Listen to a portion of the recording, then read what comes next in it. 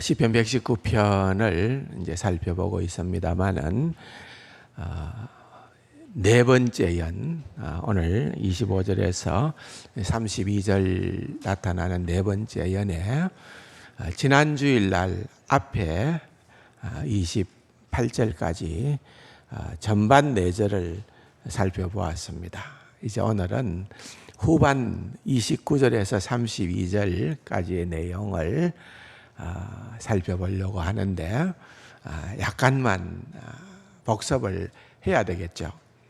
지난 주일날 말씀 중에 또 많이들 잊어버렸을 거기 때문에 핵심적인 것만 말씀을 드리면은 내 영혼이 진토에 붙었다라는 말은 참 공경에 처했고, 사실은 땅에 붙었다 하는 것은 뭘 연상시키는 단어라? 시체를, 죽음을. 그래서 땅에 붙었다라고 하는 말은 죽게 됐다 그 말이에요. 어떤 형편인지는, 어떤 일로 그렇게 됐는지는 우리가 다 알 수는 없습니다만은, 그러나 셋째 연 또 넷째 연이어서 우리가 볼 수 있는 지금 이 시인이 직면한 그 형편은 굉장히 큰 고난의 형편이다. 살다 보면 그런 날들이 참 많이 있잖아요. 그런 고난과 어려운 가운데 있는데 기도합니다. 어떻게 기도합니까? 주의 말씀대로 나를 살려달라고 기도합니다. 경험이 있어서 그렇겠죠. 과거에 내가 살아났던 경험은 돌아보니까 어떤 누구의 도움도 아니었고, 내 실력도 아니었고, 돈도 아니었고, 그 무엇도 아니었는데 결국은 하나님이 하셨다. 그래서 하나님이 하신 것대로 우리가 기대를 하려니까 또 말씀으로 우리의 모든 것이 집중되어야 된다는 거예요. 그래서 말씀의 능력을 맛보면은 우리는 진토에서 살아나게 된다. 라고 하는 핵심적인 내용을 지난주에 말씀을 드렸다고 한다면은 29절에서 32절의 오늘 본문을 여전히 눈을 씻고 봐도 환경이 달라진 것은 없어요. 내가 지금 처한 그런 형편이 개선되었거나 나아진 것은 없는데, 문제는 내 영혼이 달라지는 거예요. 어떻게 달라지느냐? 32절 하반절에 보면은 어떻게 해요? 달려갈 정도로. 하나님, 이제는 내가 그냥 붙어 있는 정도가 아니라, 거기에서 일어서는 정도가 아니라, 걸어가는 정도가 아니라, 하나님, 나는 이제 달려가는 그러한, 정말 하나님께서 주시는, 켈빈이 얘기한 대로 인생을 살아가면서 참된 기쁨과 만족이 어디에 있는가를 아주 극명하게 보여주고 있는 말씀이 오늘 이 네 번째 연에 나타나는 본문의 말씀이다. 그렇게 정리를 해주고 있어요. 달려가겠다.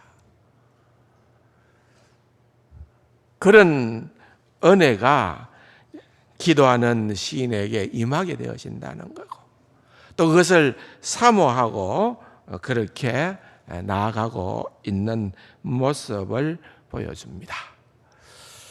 그래서 우리가 이 참 너무나도 소망스러운 말씀이죠. 야, 나도 달릴 수 있겠구나. 나도 정말 소망이 있다. 라고 하는 그러한 마음을 가지고서 이제 이 말씀을 한 문장 한 문장 좀 깊이 들여다보면 좋겠다 생각을 합니다. 첫 번째죠. 29절 말씀을 한번 보시기를 바랍니다. 다 같이 한번 읽어볼까요? 거짓 행위를 내게서 떠나게 하시고 주의 법을 내게 은혜로 베푸소서. 여러분, 제가 이 시작을 할 때 몇 차례 얘기를 했는데, 이 길이라는 단어, 우리말로 번역된 길과 행위라는 단어가 히브리 말로는 같은 단어다 그랬죠. 기억이 납니까? 대렉이라는 한 단어가 있는데, 이 단어가 길로도 번역을 할 수도 있고 행위로도 번역을 할 수가 있다는 거죠. 근데 여기에 보니까 거짓 행위라 그랬죠. 더 직역을 하자면은 거짓의 길이라는 거예요. 하나님, 내가 이 거짓 길로 가지 않도록 나를 붙들어 달라는 거죠. 여러분, 이 기도는요, 굉장히 중요한 기도입니다. 신앙생활을 하면서 우리가 잘 하다가도 가끔씩 넘어질 때가 있잖아요. 돌아보면 언제였나요?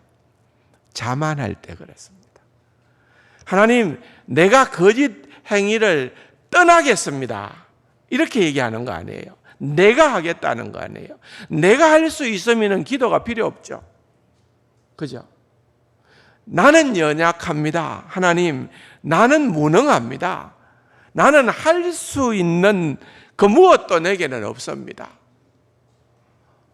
여러분, 잘 나가는 목사들이 한 번씩 안타깝게도 넘어지는 그런 예들이 종종 보이잖아요. 왜 그럴까요? 자만해서 그런 거예요. 인생은 예외가 없는 것 같습니다. 살아보니까요. 예외가 없어요.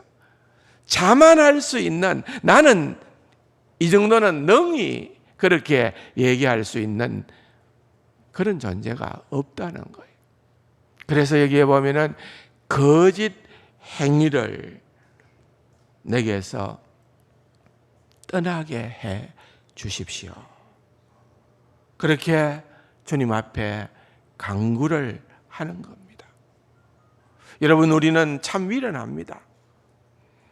잠언 14장 12절에 보면은 어떤 길은 사람 보기에는 바르나. 그러니까 우리가 때때로 이게 진짜구나, 이게 바른 길이구나, 이게 옳은 길이구나, 그렇게 생각하고 결단하고 그 길로 가는데 아니더라는 거죠. 필경은 사망의 길이다. 우리 인간이 지혜로운 것 같지만은, 자신만만한 것 같지만은 그런 존재가 아니다는 것입니다. 나는 분별력이 누구보다도 탁월하다 그렇게 생각할 수 있지만은 절대로 그런 사람 없습니다. 저도요, 가끔씩은요, 내 기억력이 분명히 맞다, 내 기억력으로는 틀림없다. 그래서 어떻게 얘기를 할까요? 얘기할 때 절대로 맞다. 그런데 나중에 보니까 틀렸더라고요.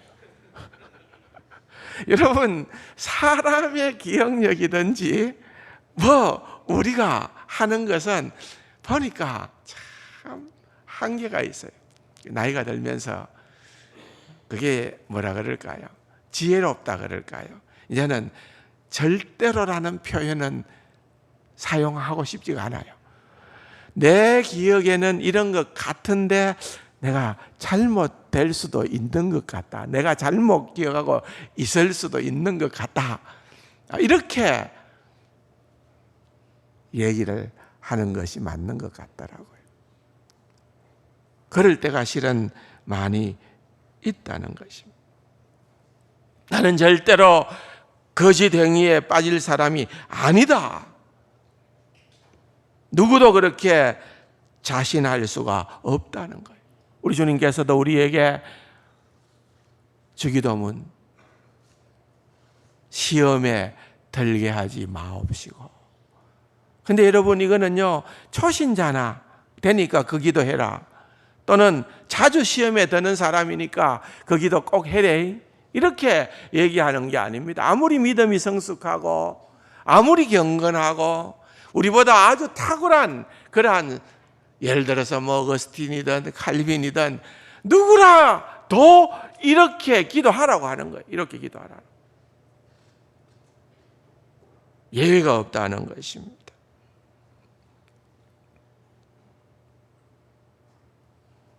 제가 소개했던 이 시편 119편 이 찰스 브리지스가 여기에 이 본문을 설명을 하면서 그렇게 기록을 해 놓았더라고요. 하나님의 교회 안에서 가장 오래 믿은 사람이라도 방심하면 어느 순간에 이전 죄의 사슬에 포로가 될 수 있다. 사도 바울의 표현을 빌리자면은 선줄로 생각지 마라. 선줄로 생각하면은 넘어질까 우리가 항상 조심해야 된다 그 말입니다. 그렇기 때문에 여러분 29절 하반절에 따라 나오는 그 기절이에요. 뭐라고 얘기를 합니까? 주의 법을 내게 은혜로이 베푸소서 그랬습니다. 무슨 말입니까?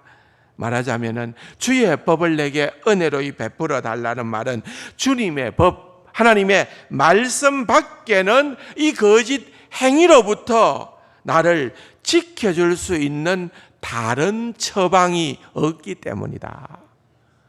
시인이 알았던 거죠. 그러므로 주의 법으로 내게 은혜를 베풀어 달라는 겁니다. 언젠가 들었던 얘기가 기억이 나는데 위조 지폐를 감별하는 방법이 뭡니까? 우리 교단의 장로님 한 분이 이거를 개발을 해가지고 지금 세계적인 어떤 기업이 돼가고 있어요. 그 감별 기계가 있는데 거기에는 전 세계 어느 나라 돈도 집어넣으면은 다 진짜인지 위조인지가 구별이 되고 또한 돈이 얼마다는 것도 다 뭐 잔돈 얼마가 아니고 아무리 많은 돈이라 하더라도 정리가 되는 그런 기계를 전 세계에 판매하고 계시는 그런 장로님이 계세요.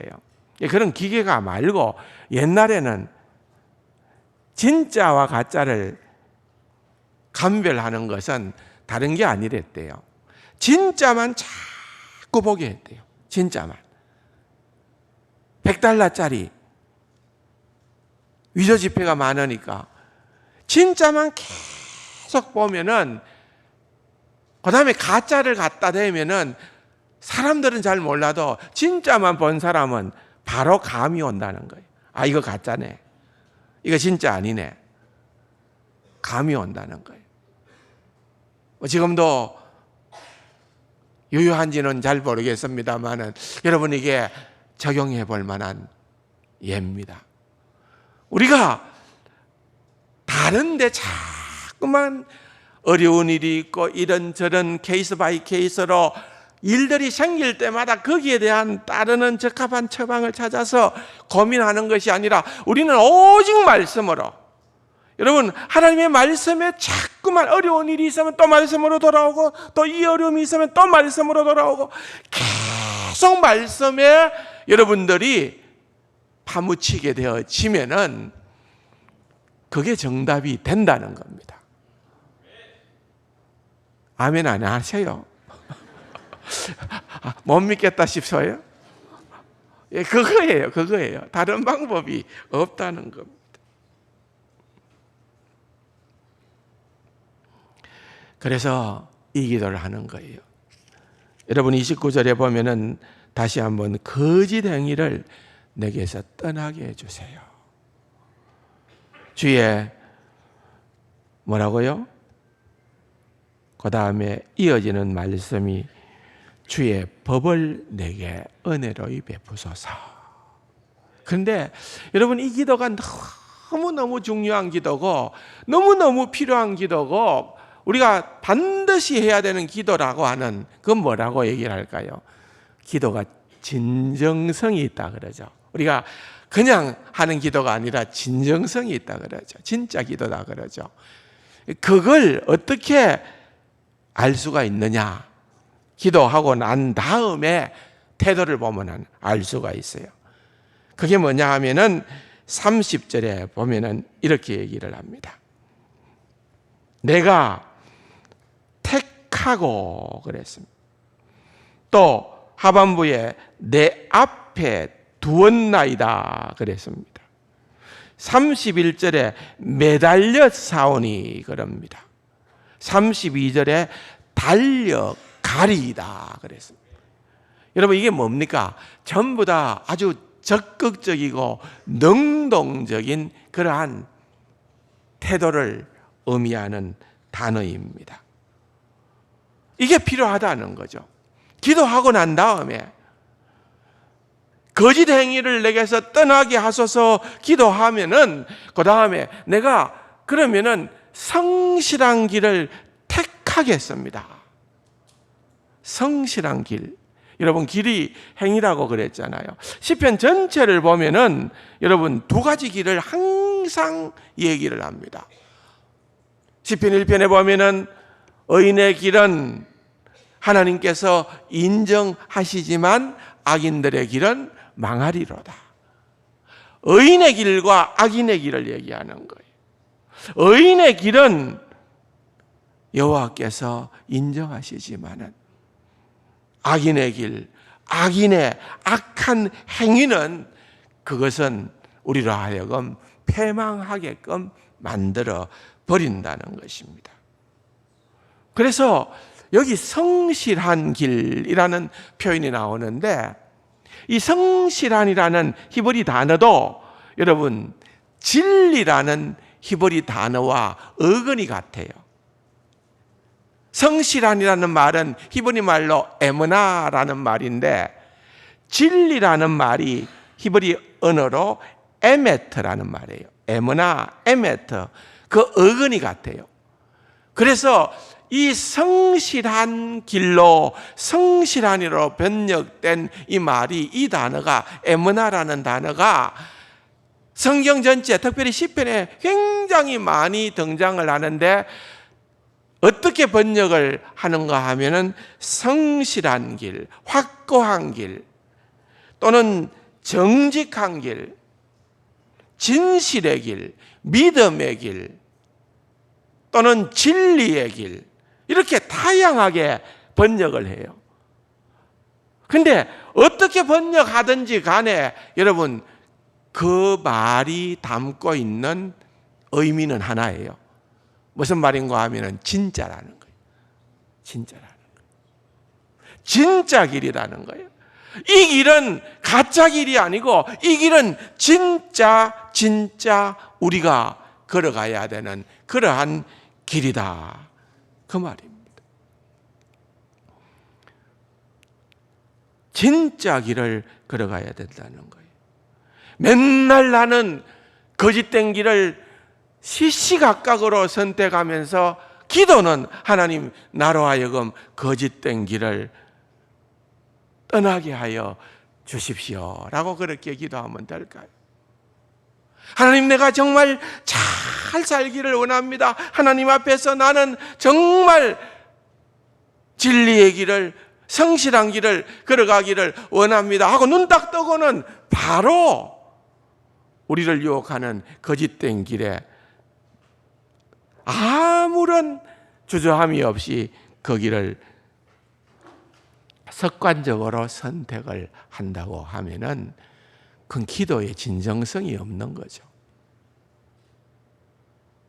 하나님 앞에 거짓 행위를 떠나게 하소서라고 그렇게 기도를 했다라고 하면은 여러분 우리는 그러한 진정성 있는 행동을 해야 된다는 것입니다. 그렇지 못하고 잠언 26장에 보면은요, 개가 그 토한 것을 도로 먹는 것처럼 미련한 자는 그 미련을 거듭 행하느니라. 그렇게 되어서는 안 된다는 것입니다. 오히려 여러분 우리가 앞에서 살펴보았던 11절의 말씀과 아주 유사한 말씀입니다.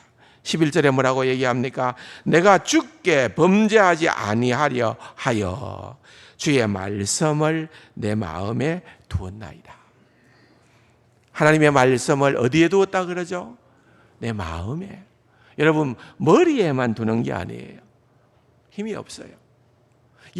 열심히 공부하는 것으로만 끝나서도 안 돼요. 하나님의 말씀은 내 마음에 두어야 된다. 시는 이런 고백을 하고 있습니다. 그러면서 더 나아가서 얘기하기로 내가 주의 증거들에 매달려 사오니. 잊어버렸죠? 매달렸다는 말은 무슨 말하고 같은 단어라고?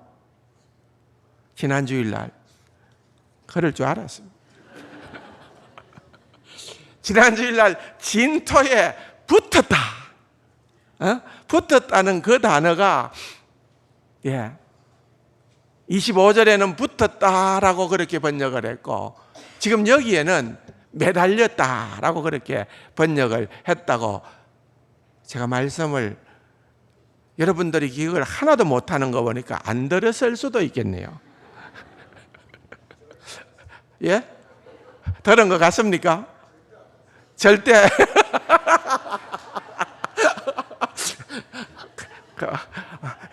목사님 2부 예배 때 했죠? 뭐 이럴 수도 있겠죠. 예. 그러면 이제 녹취록 봐야 돼. 그래. 예? 기억이 납니까? 감사합니다. 그래라도 기억나니까. 매달렸다. 이 매달렸다는 거는 여러분, 참 뭐라 그럴까요? 이 붙었다는 것도, 땅에 붙었다는 거는 땅과 하나가 됐다는 그런 의미인데, 여러분 아주 여름 날씨에, 지금 같은 날에 길을 걷다가 갑자기 예상치 못한 소낙비가 내려서요. 그런데 피할 데도 없어요. 벌판이에요. 그럼 비를 혼빵 맞잖아요. 그럴 때에 그렇게 비가 내려서 옷이 다 젖어가지고 몸에 착 달아붙는 것, 그걸 표현하는 말이에요. 매달렸다라고 하는 그 말입니다. 내가 주의 말씀을 진짜로 매어 달렸다는 거예요.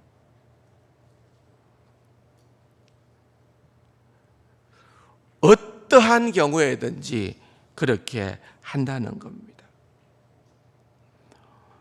하나님, 나 지금 시험 될 것 같아요. 하나님, 내가 이렇게 내 형편과 어려움 때문에 고생하고 한없이 이렇게 주님 앞에 기도하고 눈물 흘리는데, 하나님, 내 환경이 왜 이렇게 변화되지 않습니까?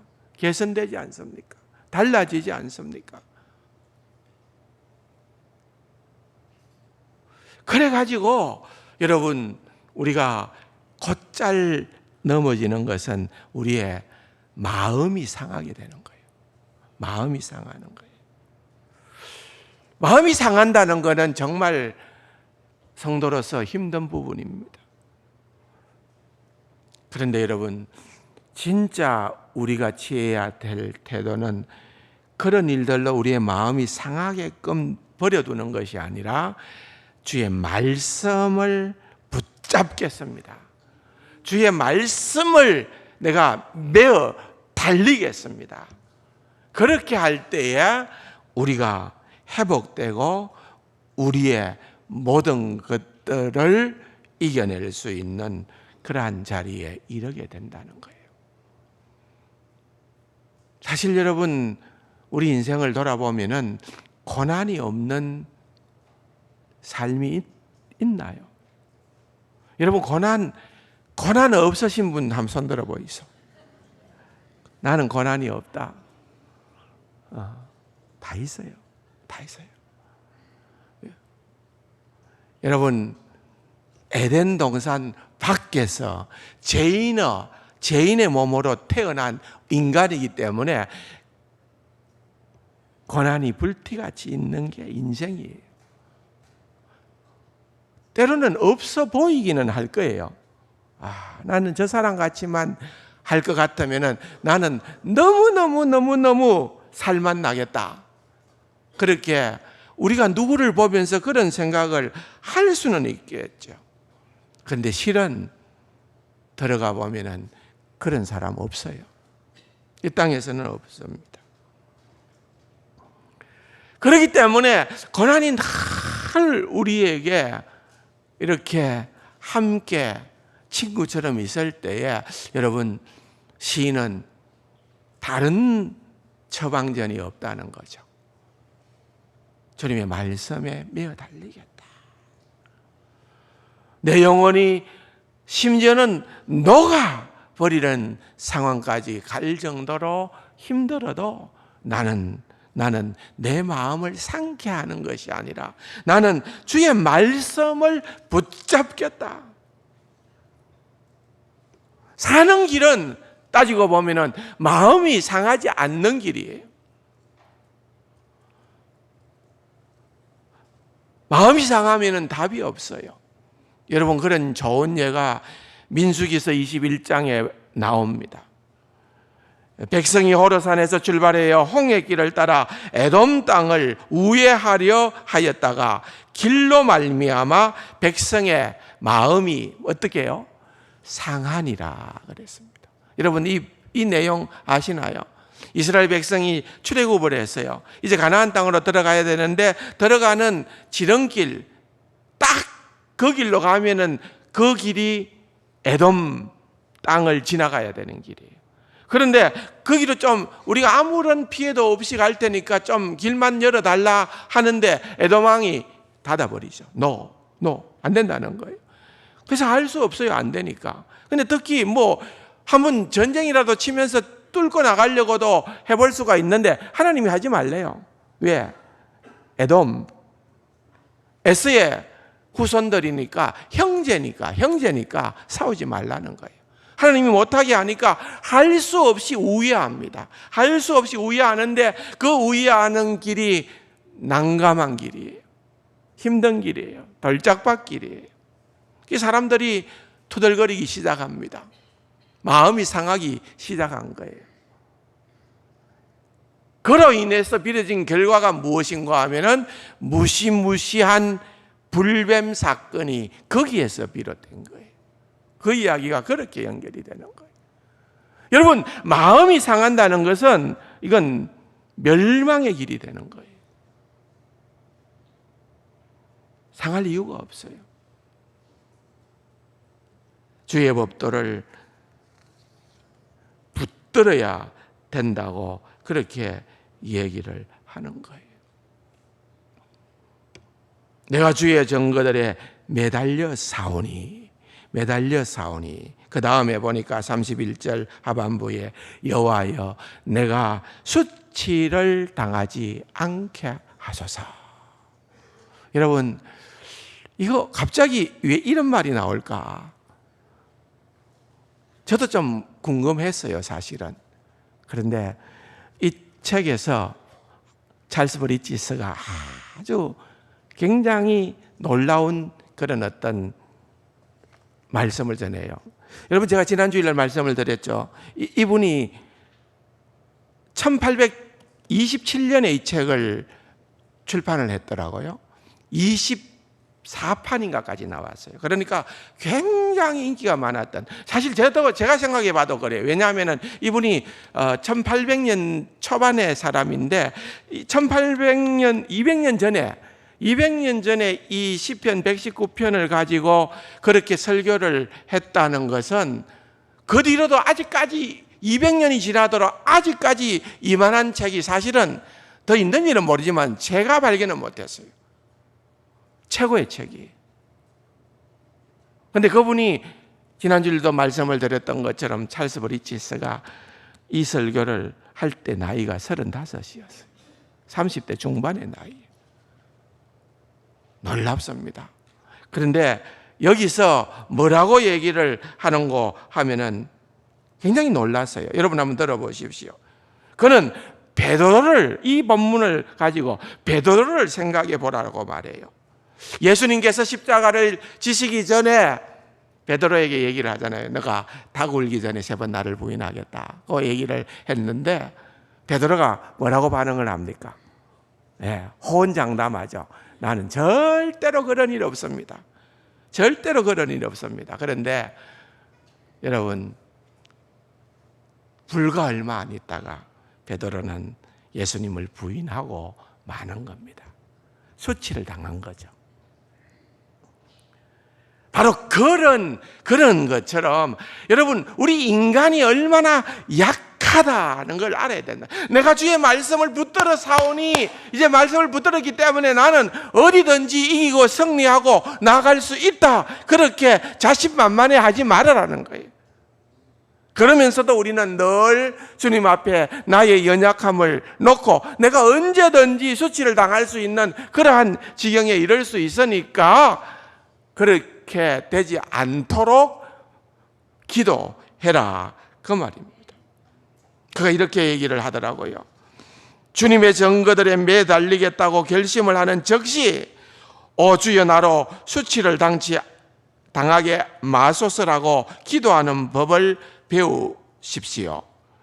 저 혼자 두지 마소서. 그리 아니하시면 제 자신에게 수치가 될 뿐 아니라 주님의 교회에 그친 돌이 될 것입니다 라고 기도해야 됩니다. 자신이 연약하다는 깊은 의식 속에서 주님을 신뢰하는 것이야말로 믿음을 견지하는 원리입니다. 30대 중반의 목사님이 여러분 이 본문을 읽고 설교를 하면서 그렇게 얘기를 했다는 거, 대단한 거예요, 여러분.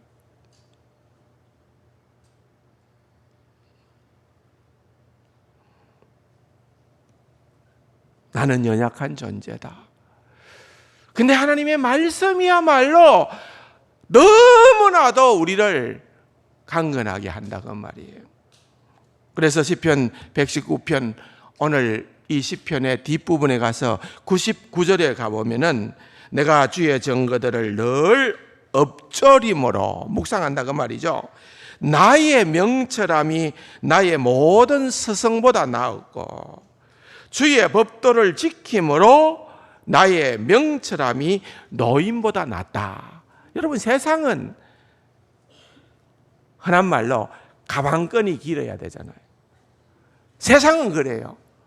뭔가 석박사학위도 있고 줄줄이 그렇게 된 사람이 지혜롭다고 그러지만은 여러분, 제가 가만히 생각해 보니까 우리 부모 세대에 신앙생활 했던 분들 뭐 그래 공부했습니까? 아무것도 한 거 없어요. 그런데 얼마나 지혜로웠습니까? 이 말씀이에요, 이 말씀. 하나님의 말씀이 들어가니까 그 말씀은 학자들보다도 지혜롭게 하고 그 말씀이 그러하여금 노인보다도 청명하게 만들어준다는 거예요. 사랑하는 성도 여러분, 하나님의 말씀이 얼마나 정말 이 시편 119편을 통해서 우리가 깨달아야 되는 부분이 바로 이거 아니겠습니까? 하나님의 말씀의 능력. 마지막 32절에 보면은 주께서 내 마음을 넓히시면 내가 주의 계명들의 길로 달려가리이다. 흔히 쓰는 표현은 아니죠. 마음을 넓힌다. 마음이 자네 마음이 와 그리 좁아. 좀 털어. 점생이처럼 그러지 말고 좀 이렇게 확 좀 키워. 그렇게 마음을 넓히라는 말 아닙니다. 이 말은요, 여기에 마음을 넓히라라고 하는 이 말은 좀 힌트를 주자면은 비슷한 그런 경우가 열왕기상 4장에 등장을 하는데 솔로몬에 대한 이야기입니다. 하나님이 솔로몬에게 지혜와 총명을 심히 많이 주시고 또 넓은 마음을 주시되 그랬습니다. 이 마음입니다. 하나님이 솔로몬에게, 여러분 솔로몬 하면은 지혜가 떠오르잖아요.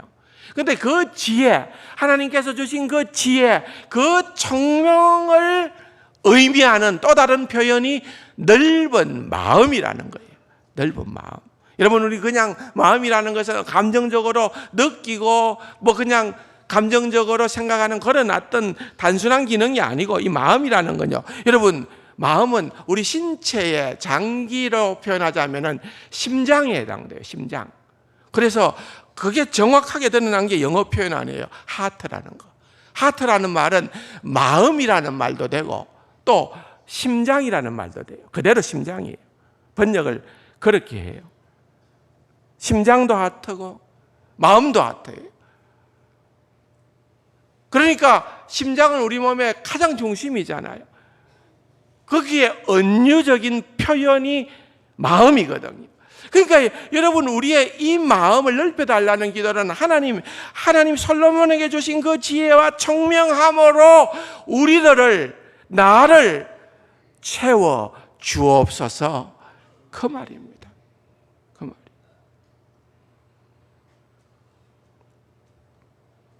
그렇기 때문에 26절에 가르치소서, 27절에 깨닫게 하여 주소서라는 그 말과 맥을 같이 하는 거예요. 하나님 깨닫게 해 주십시오. 그 말씀의 비밀을 하나님 가르쳐 주시옵소서. 그 말씀의 능력을. 그게 바로 내게 넓은 마음을 주옵소서. 그렇게 말씀하고 있다는 것입니다. 그렇게 하면은 하나님, 나는 달려갈 수 있습니다. 맞아요. 하나님께서 우리의 인생에 주시는 정말 우리가 경험하는 최악의 것이라고 생각이 나게끔 되는 그런 일들이, 우리가 이해할 수 없는 그런 사랑하는 이를 잃는 그러한 상황들이나 경제적인 파산이라든지 관계의 문제라든지 수많은 일들이 우리에게 예상 못하는 일들로 일어나지만은, 그런 일들이 일어날 때마다 여러분 마음을 상할 것이 아니라 주의 말씀을 통하여 하나님 나를 넓혀주시고 내 심령을 넓혀주시고 하나님의 지혜와 총명함을 허락해 주시어서 하나님께서 결국은 우리의 인생을 최상의 것으로 빚으시는 하나님이심을 내가 고백하고 믿고 선언할 수 있도록 해 주십시오. 그렇게 기도하는 것이 바로 이 기도의 내용입니다.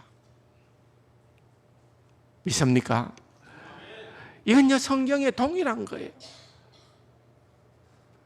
초대교회의 성도들이 얼마나 힘들었을까요? 그들은 믿는다는 것은 곧 순교를 각오해야 되는 그런 절박한 상황에서 신앙생활을 했는데, 베드로후서 1장 2절에 보면은 그러한 1세기에 고난받는 성도들을 향하여서 베드로 사도가 얘기를 하기로, 하나님과 우리 주 예수를 알므로